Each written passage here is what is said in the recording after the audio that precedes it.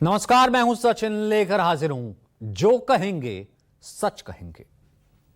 बहुत पुरानी और प्रचलित कहावत है, जिसके घर शीशे के बने हो वो दूसरों पर पत्थर नहीं फेंकते। आज सियासत में यही हुआ है। एक और कहावत है, कौवा कान लेकर भाग रहा है।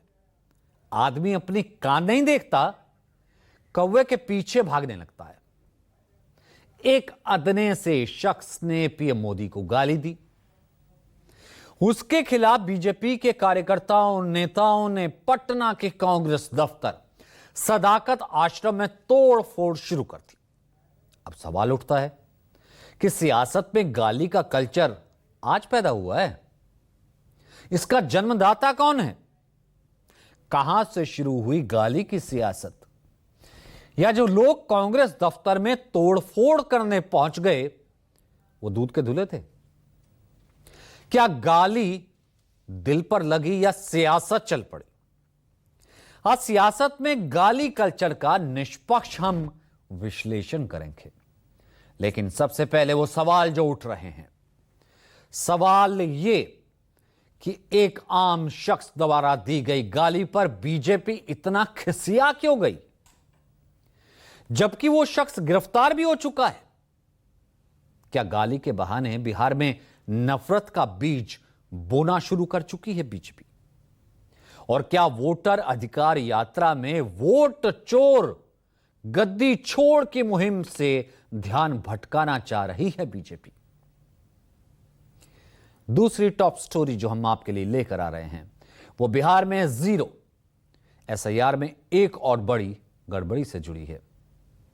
एसआईआर चल रही है। चुनाव आयोग की ड्राफ्ट वोटर लिस्ट में कैसे एक पूरा गांव महज एक घर में बस गया। आखिर एक घर में 947 वोटर हो गए। और बीएलओ ने जब डोर टू डोर वेरिफिकेशन किया तो फिर इस धांधली के पीछे का असल मकसद क्या है? बने रहिए हमारे साथ, आज इस पर जो कहेंगे सच कहेंगे।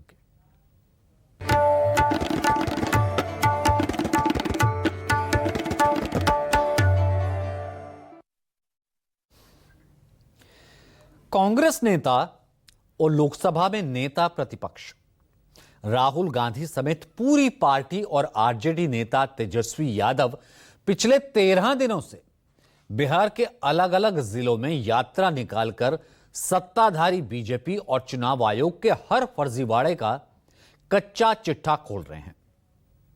वोटर लिस्ट में धांधली का पूरा मामला हो, उसकी वो पोल खोल रहे हैं। राहुल तेजस्वी की यात्रा बिहार के जिस भी इलाके से गुजर रही है, लोगों का भरपूर साथ मिल रहा है। राहुल और तेजस्वी के आरोपों को पुख्ता करते हुए यात्रा में शामिल लोग भी वोट चोर गद्दी छोड़ के नारे लगा रहे हैं। राहुल और तेजस्वी की यह यात्रा जैसे जैसे आगे बढ़ रही है, कारवां बढ़ता चला जा रहा है। और यही भारतीय जनता पार्टी की खिसियाहट की बड़ी वजह भी है। जब मुद्दे खत्म हो जाएं, जब सवाल का जवाब ना मिले, जब आपके पास बोलने के लिए कुछ ना हो, तो फिर आप बहाना ढूंढते हैं। और बिहार की राजधानी पटना में शायद यही हुआ। एक अदना सा शख्स, अदना सा, जिसका सियासत में कोई वजूद नहीं, वो अगर प्रधानमंत्री मोदी को गाली दे और उसे पूरी पार्टी एक पार्टी का बयान मान ले, चूंकि आपके पास कोई और मुद्दा है नहीं, आप राहुल और तेजस्वी की वोट अधिकार यात्रा का जवाब दे नहीं सकते, तो अदने से शख्स की गाली को मुद्दा बनाकर लाठी डंडे लेकर कांग्रेस पार्टी के दफ्तर में चले गए। ये पूरी ग्राउंड रिपोर्ट पहले देखिए। वो कहते हैं ना, खिसियानी बिल्ली खंबा नोचे, लेकिन ये तस्वीर बता रही है कि खिसियानी भाजपाई कांग्रेस के पोस्टर फाड़े। कोई गेट पर पत्थर फेंक रहा है, कोई गेट के अंदर झंडे के साथ डंडा फेंक रहा है। जिसे जो मिला वो वहीं फेंकने लगा। कोई गेट पर लात मार रहा है, तो कोई कांग्रेस दफ्तर के अंदर घुसपैठ की कोशिश कर रहा है। तस्वीरें बता रही हैं कि बीजेपी के कार्यकर्ताओं ने किस तरह पटना में आक्रामक तरीके से कांग्रेस दफ्तर पर हमला बोला। मौके पर पार्टी ऑफिस में कांग्रेस के भी कई कार्यकर्ता मौजूद थे। बीजेपी कार्यकर्ताओं के उग्र प्रदर्शन का जवाब देने के लिए वे भी सड़कों पर उतर आए। फिर क्या था, देखते देखते कांग्रेस दफ्तर के सामने जंग छिड़ गई। एक दूसरे पर लाठियां भांजी जाने लगी। पूरा क्षेत्र लठमार युद्ध में तब्दील हो गया। जिसके सामने जो आया उसी पर डंडों की बरसात होने लगी। दोनों पार्टी के कार्यकर्ताओं की ये लाठी वाला करतब देख अच्छे अच्छे पेशेवर खिलाड़ी भी शर्मा जाएं। चंद सेकंड में ही ऐसा लगने लगा जैसे मानो ये किसी पार्टी के कार्यकर्ता नहीं बल्कि एक दूसरे के जानी दुश्मन हों। इस घटना पर खुद राहुल गांधी ने भी अपनी प्रतिक्रिया दी। उन्होंने सोशल मीडिया प्लेटफॉर्म एक्स पर एक पोस्ट में लिखा, सत्य और अहिंसा के आगे असत्य और हिंसा टिक नहीं सकती। मारो और तोड़ो, जितना मारना तोड़ना है, हम सत्य और संविधान की रक्षा करते रहेंगे। सत्यमेव जयते। हिंसक वारदात हुई है प्रदेश कांग्रेस कमेटी के मुख्यालय पर। मैं समझता हूं ये बहुत निंदनीय है। इस प्रकार हिंसा का सहारा लेकर विपक्ष को डराने धमकाने का काम जो किया जा रहा है वो कभी स्वीकार नहीं किया जाएगा। ये महात्मा गांधी की पार्टी कांग्रेस पार्टी, और हमने हमेशा कहा है कि राजनीति में अभद्र भाषा का और हिंसा का कोई स्थान नहीं है। लेकिन जो घटनाक्रम हुआ आज पटना में उसकी हम निंदा करते हैं, भर्त्सना करते हैं और उम्मीद करता हूं कि सरकार अपनी नींद से जागेगी, इस प्रकार की घटनाओं को रोकेगी और दोषियों पर सख्त कार्रवाई करेगी। अब सवाल है कि सरकार किस पर कार्रवाई करेगी, जब खुद सरकार के कई मंत्री ही इस हिंसक झड़प में शामिल हों। और ये बात हम नहीं बल्कि खुद वो मंत्री कह रहे हैं जो उस वक्त वहां मौजूद थे। गुंडागर्दी है इन कांग्रेसियों की। हम लोग तो शांतिपूर्ण मार्च निकाले हुए थे, लेकिन इन लोगों ने जो 2005 का बिहार था, जो गुंडागर्दी मवालियों का बिहार इन लोगों ने किया था, आज वही कर रहे हैं। अंदर से लाठी पत्थर रो रहा, हमारे दर्जनों कार्यकर्ता का सर फूटा है। कांग्रेस के नेताओं को चेतावनी देता हूं, आपने मां का अपमान किया है, एक एक बिहारी बेटा आपको इसका जवाब देगा। आपने देश के प्रधानमंत्री का अपमान किया है, एक एक भाजपा कार्यकर्ता इसका बदला लेगा।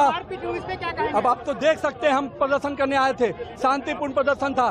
कांग्रेस कार्यालय के अंदर से ईटा पत्थर चलाए जा रहे हैं, बंदूक दिखाए जा रहे हैं। तो भाजपा कार्यकर्ता बंदूक और ईटा से नहीं डरता, पत्थर भी खाएगा, माथा भी फोड़ाएगा, शहीद हो जाएगा, पर इस मां के अपमान का बदला लेके रहेगा।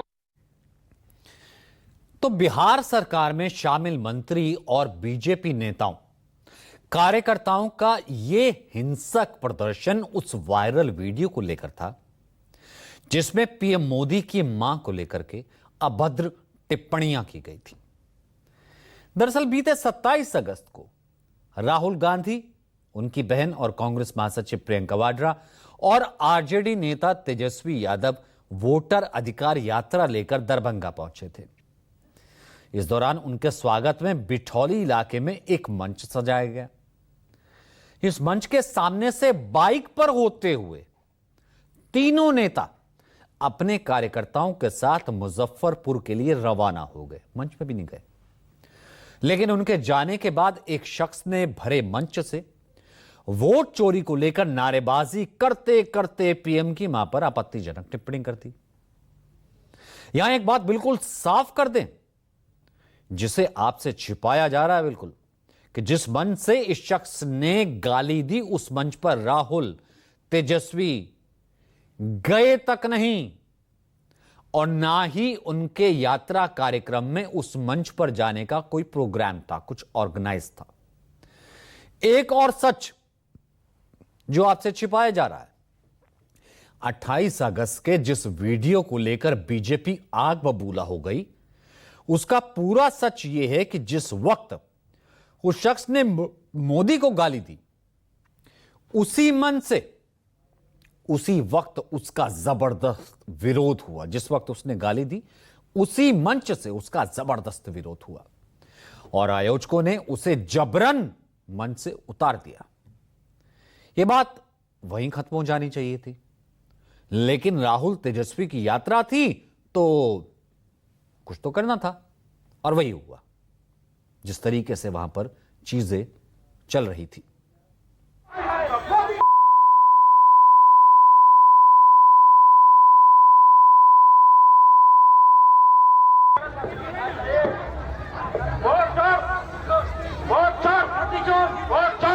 लाल प्रियंका जिंदाबाद, लाल प्रियंका जिंदाबाद।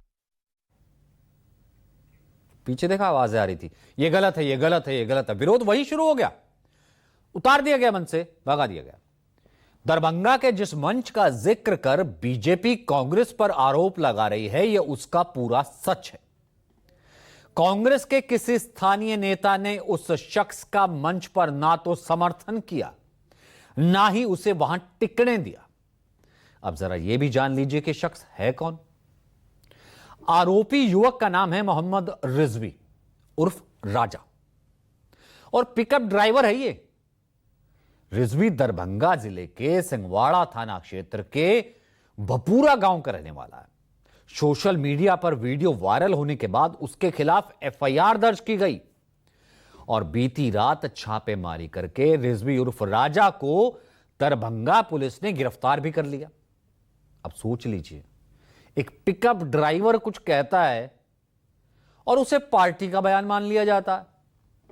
अब सोच का दिवालियापन किस में है, अंदाजा लगाइए। यह सब कुछ सोची समझी रणनीति के तहत किया जा रहा है। यही नहीं, मोहम्मद रिजवी ने जिस मंच से खड़े होकर पीएम मोदी और उनकी मां के खिलाफ आपत्तिजनक भाषा का इस्तेमाल किया था, उस मंच को लगाने वाले कांग्रेस नेता मोहम्मद नौशाद ने कल ही माफी मांग ली थी। सुनिए। तो हम लोग 20 साल से पार्टी के कार्यकर्ता हैं। हम लोग कभी इस तरीके की ओछी और घटिया तरीके की हरकत हम लोग नहीं करते हैं। वो हमारे भी देश के प्रधानमंत्री हैं और सारे देश के प्रधानमंत्री हैं। मैंने अभी पता किया है किसी से, तो हम लोग तो राहुल गांधी जी जैसे आए उसके पीछे पीछे सारी भीड़ लेके मुजफ्फरपुर रैली थी वहां निकल गए। और जिसने भी इस तरीके की ये गाली गलौज की है या जो भी किया है उसकी मैं घोर निंदा करता हूं और निंदा करता हूं और मैं माफी मांगता हूं, मैं क्षमा मांगता हूं। मोहम्मद नौशाद कांग्रेस के स्थानीय नेता हैं और जाले विधानसभा क्षेत्र से अब की बार भी टिकट के दावेदार माने जा रहे हैं। इन सब के बीच कांग्रेस का दावा है कि जिस शख्स ने पीएम मोदी की मां को गाली दी वो बीजेपी का ही एजेंट है। साथ ही विपक्ष के नेताओं ने बीजेपी और पीएम मोदी को उनके पुराने बयान भी याद दिलाए हैं। सुनिए। भाई किसने की टिप्पणी?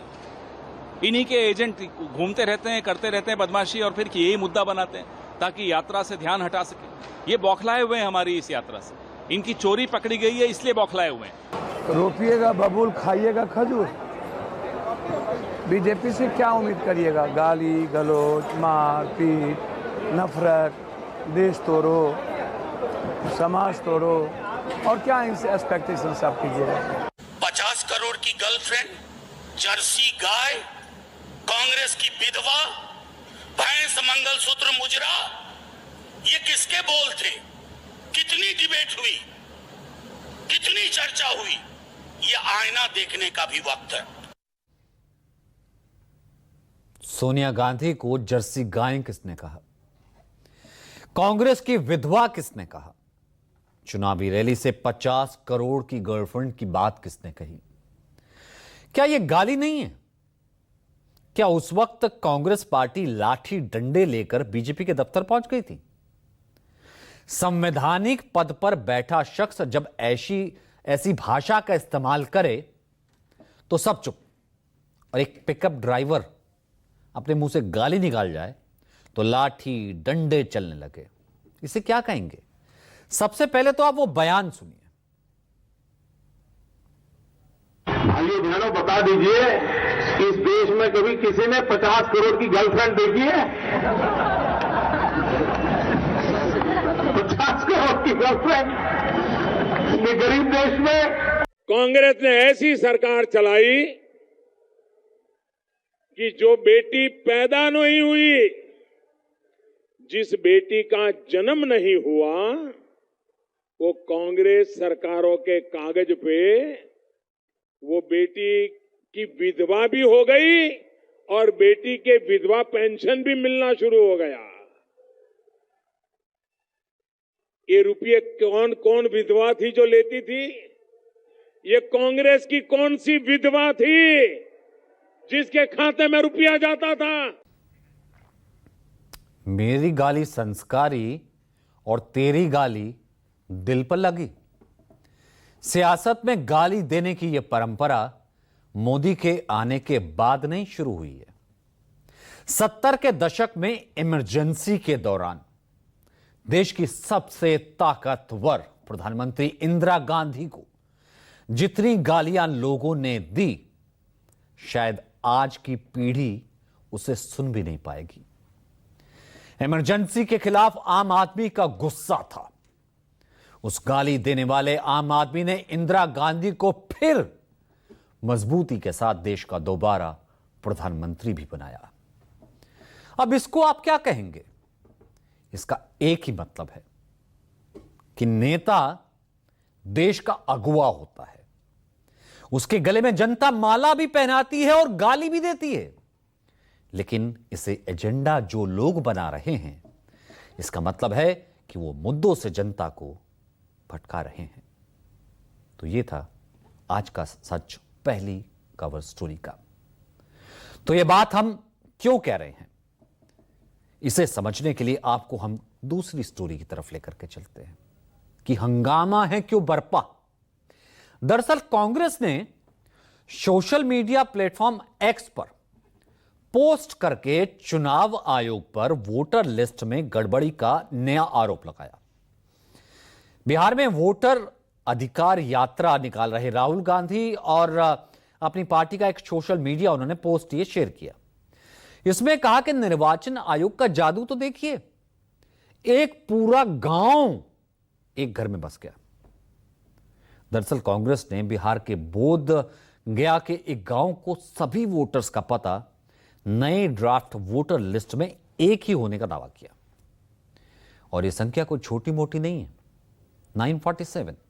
947 कांग्रेस ने कहा कि गांव के 947 मतदाताओं का पता मकान नंबर 6 के रूप में दर्ज है।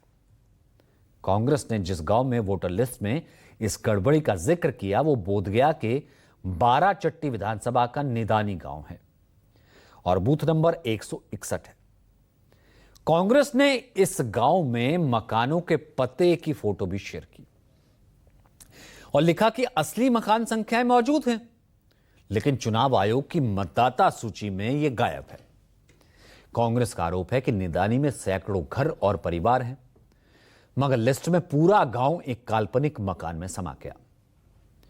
पोस्ट के साथ कांग्रेस ने चुनाव आयोग से 3 सवाल पूछे हैं। वो ये हैं कि बीएलओ ने किस तरह डोर टू डोर वेरिफिकेशन किया, असली मकान नंबर वोटर लिस्ट से क्यों गायब कर दिए गए और इसका फायदा किसे पहुंचाया जा रहा है। ये 3 सवाल पूछे, लेकिन कांग्रेस के इस आरोप के तुरंत बाद गया के जिलाधिकारी के आधिकारिक एक्स हैंडल से जवाब भी आ गया। डीएम ने अपनी पोस्ट में दावा किया कि कई गांवों में गृह संख्या आवंटित होती नहीं है, इस कारण वोटर रोल में सांकेतिक जो है वो गृह संख्या दे दी जाती है। डीएम ने यह भी दावा किया कि जिन मतदाताओं का उल्लेख किया गया वो सभी गांव में मौजूद हैं और सही हैं। बिहार चुनाव आयोग ने भी गया के जिलाधिकारी के इस पोस्ट को रीपोस्ट किया, फैक्ट चेक किया। बिहार चुनाव आयोग ने राहुल गांधी और कांग्रेस को जवाब देते हुए स्थिति को स्पष्ट किया। दरअसल किसी भी जिले का जिलाधिकारी यानी डीएम ही जिला निर्वाचन पदाधिकारी भी होता है, इसलिए अपने पोस्ट में गया के डीएम ने निदानी गांव के 161 बूथ संख्या के कुछ वोटर्स का रिकॉर्डेड बयान भी शेयर किया। क्या है, सुनिए। पहले भी मैं वोट दे रही थी और अभी भी वोट दे रही हूँ, और गांव में कोई गृह संख्या नहीं होता है। हम लोग अभी भी दे रहे हैं वोट और पहले से भी देते आ रहे हैं। 1990 से कुछ लोग 2003 से दे रहे हैं, तो इसी तरह से देते आ रहे हैं। जो वोटर लिस्ट का जो काम चल रहा है बिहार सरकार की तरफ से और भारत सरकार की तरफ से, वो सत्य है और गांव में गृह संख्या नहीं होती है, इसलिए आवेदन पर गृह संख्या का नंबर नहीं दिया जाता है। तो इस मामले पर बिहार के मुख्य निर्वाचन अधिकारी कार्यालय ने इस मामले पर सफाई दी। कहा कि काल्पनिक मकान संख्या एक प्रतीकात्मक मकान संख्या होती है। यह तब दी जाती है जब किसी मतदाता के निवास का वास्तविक मकान संख्या उपलब्ध नहीं होता। कई गांव, मलिन बस्तियों, अस्थायी बस्तियों में घरों की स्थायी मकान संख्या नहीं दी जाती। ऐसे मामलों में बीएलओ स्वयं उस क्षेत्र का दौरा करता है और हर घर को एक क्रम संख्या 1, 2, 3 प्रदान करता है। ये संख्या केवल सूची बनाने के लिए होती है, सुविधा देने के लिए, मतदाताओं को उचित क्रम में दर्ज करने के लिए होती है। इसका उपयोग मतदाता पहचान और मतदाता सूची को व्यवस्थित रूप से तैयार करने के लिए दिया जाता है। लेकिन विपक्ष चुनाव आयोग के दावों पर लगातार सवाल उठा रहा है और उसे चुनाव आयोग नहीं कह रहा है, जुगाड़ आयोग। यात्रा निकाल करके चुनाव आयोग की एसआईआर कराने का काम किया है, लेकिन इस यात्रा ने स्पेशल इन्वेस्टिगेशन रिवीजन अगर किसी का किया है तो चुनाव आयोग का ही हुआ है। और चुनाव आयोग चुनाव आयोग की जो जिम्मेदारी बनती है, यूपी में भी देखा, बिहार के लिए एसआईआर लेकर के आए। सही मायने में यहाँ की जनता एसआईआर करने वाली है चुनाव आयोग की। चुनाव आयोग जुगाड़ आयोग बन गया है, बीजेपी की सरकार का जुगाड़ आयोग है। चुनाव आयोग के फैक्ट चेक के बावजूद विपक्ष के सवाल और आरोप अपनी जगह हैं। आखिर आरोपों का आधार क्या है? क्या निदानी गांव के वोटर्स का पता पिछले वोटर्स लिस्ट में भी यही था? इसे समझने के लिए न्यूज 24 की टीम ने ग्राउंड जीरो पर पहुंचकर सच्चाई की पड़ताल की। इस रिपोर्ट पे देखिए हमारी क्या पड़ताल आई है। बिहार के गया जिले के बाराचट्टी विधानसभा क्षेत्र का एक छोटा सा गांव निदानी अचानक पूरे देश की सुर्खियों में आ गया। वजह बनी है यहां की ड्राफ्ट वोटर लिस्ट, जिसपे गांव के 947 मतदाताओं का नाम एक ही मकान संख्या मकान नंबर 6 के अंतर्गत दर्ज किया गया। कांग्रेस का आरोप है कि निदानी में मतदाता सूची के साथ गंभीर छेड़खानी की गई।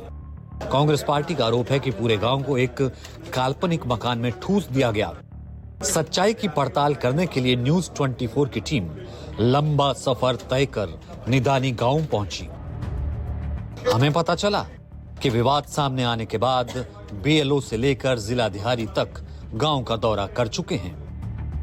निदानी गांव में मुख्यतः मुसहर, दुसात, बिंद और चमार समुदाय रहता है, लेकिन इसके अलावा कुछ यादव और अगड़ी जाति के लोग भी रहते हैं। लगभग 2000 की आबादी वाले इस गांव में 1600 मतदाता दर्ज हैं। गांव में 2 बूथ हैं, बूथ संख्या 161 और 162। हमारी पड़ताल में ग्रामीणों ने माना कि उनके गांव में मकान संख्या नहीं है, हालांकि आसपास के दूसरे गांव में मकान नंबर जरूरी है। गांव के लोगों ने कैमरे पर कहा कि एक घर में 10 लोग भी नहीं रहते, तो 900 लोग कैसे आ जाएंगे? सर, जानकारी तो हम लोग के कल पता चला कि एक घर में 900 आदमी रहते हैं, 900 वोटर हैं। तो हमारे गांव में तो 900 वोटर है ही नहीं। यहाँ न गिरी संख्या है न कुछ है, एक ही अथी से चल रहे हैं। एक की वजह से हम लोग पूरे हैं। तो गिरी संख्या एक ही दी है। कितने गांव की आबादी कितनी है? हमारी आबादी तो खैर लंबा है, लेकिन वोटर में जितने हैं अभी 1600 हैं। बीएलओ आया था बाबा आपके यहाँ? बीएलओ आया था, अभी अपना चले गए। फॉर्म भराया था? फॉर्म तो भर दिया। आपका वोटर लिस्ट में नाम आ गया है? जी। कितने मेंबर हैं परिवार में? कितना सदस्य है? हम बच्चे छोड़ कर के हम लोग 9 परिवार हैं। अच्छा। 4 लड़का, 4 बहू और एक हम और पोता तो कुछ आना है, उस सब के भी नाम मानो। आप लोग जितना लोग का फॉर्म भरा सबका नाम आ गया है? हाँ जी। गलत है? गलत है, गलत है कि घर में आप इसी गाँव में? जी, जो सर ठीक है, मकान नंबर को दिया होगा उस संख्या, तो उसका तो वो होगा ना, उसको जांच किया जाए। हाँ, तो लिस्ट तो आया ही है, तो उसी के बाद है उसको घर पे जाके जांच किया जाए। उसमें मकान नंबर का, मालिक का नंबर भी दिया होगा उसमें। आप तो गांव के हैं तो आप तो सबको जानते होंगे ना कि सबको? बिल्कुल जानते हैं। बीएलओ आए थे आपके गांव में? हाँ, आए थे कल के डेट। कब हुआ था? ये शाम को आए थे। कल शाम में? क्या बोल? यही सब मतलब बोल के गए कि एक घर में 900 वोट कहाँ से आएगा। तो हम लोग बोले कि एक घर में यही नहीं है, ये बिल्कुल भी हो नहीं सकता है। बीएलओ के पास में जाना चाहिए और बीएलओ से पूछना चाहिए कि एक मकान में इतना कैसे हो रहा है, इतना सदस्य थोड़ी होगा। तो आपके गांव में मकान संख्या है सबका? सबका मकान संख्या नहीं है, पर ऐसे मकान जा के सर्वे होता है, लेकिन मकान का संख्या किसी का उतना नहीं है। कोई किसी की जगह होगा, लेकिन सबका नहीं मकान की संख्या है। स्थानीय लोगों ने इस लापरवाही के लिए बीएलओ को जिम्मेदार ठहराया। पड़ताल के दौरान भाकपा माले के एक कार्यकर्ता भी मिले। गांव वालों से अलग उन्होंने दावा किया कि अलग अलग पता न होने से वोटर लिस्ट में गड़बड़ी आसान हो जाती है। सवाल यही है कि आप घर की गणना भी करते हैं, घर को गिनते भी हैं, घर के बाहर जो पोल है आप देख लीजिएगा, गांव में भी जाके एक बार देखिएगा, पोल के बाहर घर की संख्या भी लिखी हुई है, ठीक है ना, वो सब कुछ दिया हुआ है, नंबर लोगों को भी वो रहता है, लेकिन यही है कि एक ही नाम से एक ही नंबर से डाल देना, इससे मैनिपुलेट करना किसी भी वोटर लिस्ट को आसान हो जाता है। हमने गांव के नए ड्राफ्ट वोटर लिस्ट की भी पड़ताल की। इस गांव में 106 मतदाताओं के नाम काटे गए हैं। इनमें बूथ नंबर 161 से 64 और बूथ नंबर 162 से 42 लोगों के नाम काटे गए हैं। जिनके नाम काटे गए हैं उनकी लिस्ट भी सार्वजनिक रूप से गांव में लगाई गई है। चुनाव आयोग इस पूरे मामले को लेकर जिला प्रशासन से जो रिपोर्ट मांगा था, जिसके बाद जिलाधिकारी गया भी खुद इस इलाके में आए थे। कल वीडियो भी इस गांव में आए थे, बीएलओ भी आए थे और उन्होंने बताया कि इस गांव में मकानों की संख्या नहीं है, वो सिर्फ वर्गीकरण करने के लिए एक मकान संख्या दी गई है। बीएलओ आए थे सर, बीएलओ आए थे, फॉर्म भराया था? हाँ, फॉर्म भराया था। अच्छा। लिस्ट भी टांगा हुआ है अभी जो कटा है, लगा हुआ है, हाँ बूथ पे लगा हुआ है, देखने की चीज है। ये इलाका हर साल कमानी नदी की बाढ़ में तबाह होता है, लेकिन समस्याएं कभी जिला मुख्यालय तक नहीं पहुंचती। इस विधानसभा क्षेत्र की विधायक ज्योति कुमारी हैं, जो पूर्व मुख्यमंत्री और केंद्रीय मंत्री जीतनराम मांझी की समधन हैं।